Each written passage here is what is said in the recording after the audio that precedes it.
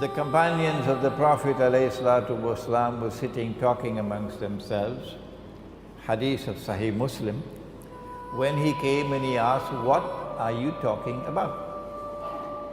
And they said, "We are talking about alamatu sa'a, the signs of the last day." One of the major signs of the last day, and you know that there are 10, the 10 are not given in the order in which they will occur.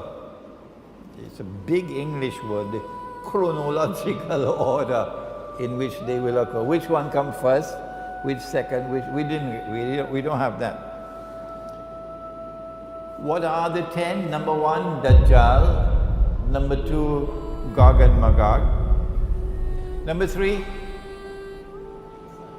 the return of the son of Mary, Nabi Isa alayhi salam. Number 4, Dukhan, smoke.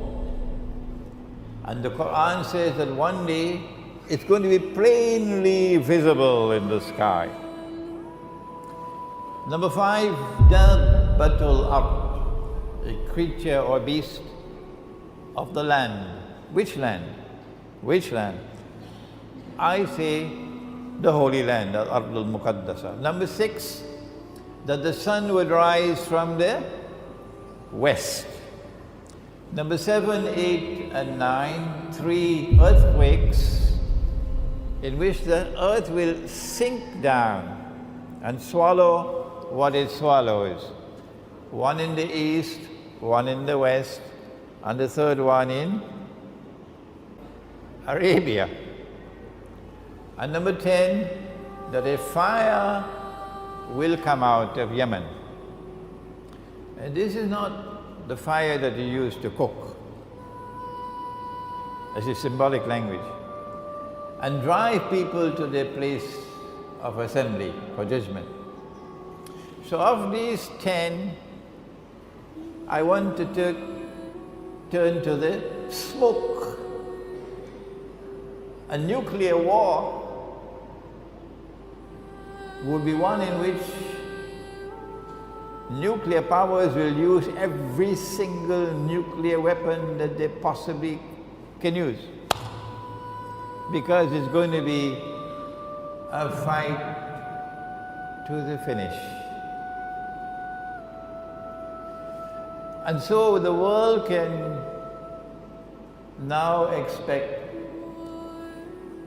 that if a nuclear war were to take place, excuse me, too late now to say if, rather it should be when the nuclear war takes place. When the nuclear war takes place, because they've already declared war on Russia. If you're living in France and Britain and in Western Europe, and if you don't know that your leaders have declared war on Russia, and the nuclear war is now inevitable, and when that nuclear war takes place, that thousands of nuclear weapons will explode. If you don't know that, then you are living in dreamland. And if you hope to survive in Western Europe, you're also living in dreamland.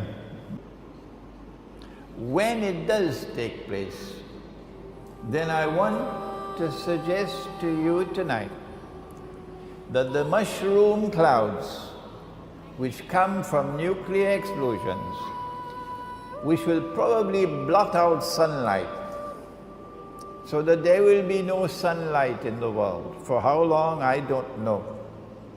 The Christians speak of 3 days and 3 nights of no sunlight, but there's a hadith which speaks of 40.